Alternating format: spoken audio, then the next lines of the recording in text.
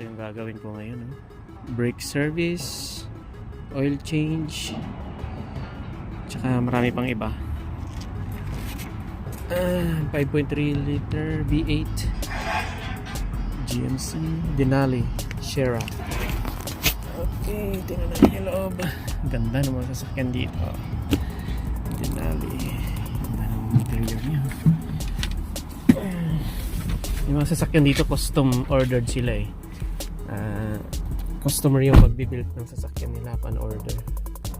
Parang maraming option siya na yung pipili doon kung ano yung papalagay niya, mga trim colors, etc.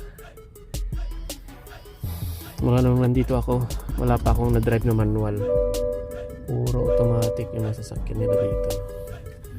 Yan o, change engine oil soon, so kailangan na change oil talaga. Nawawarningan yung mga customer dito kasi may oil life monitor sila.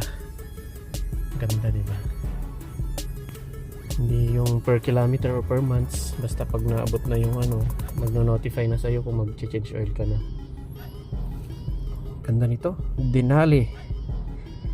Nadali nila, ganda. Laki din ng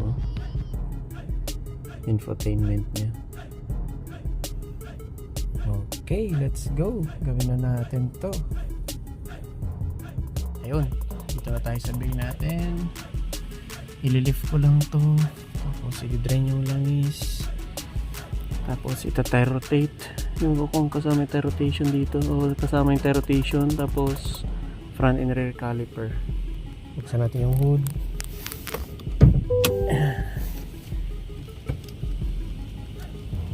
Atras ko itong upuan, patay natin yung makina.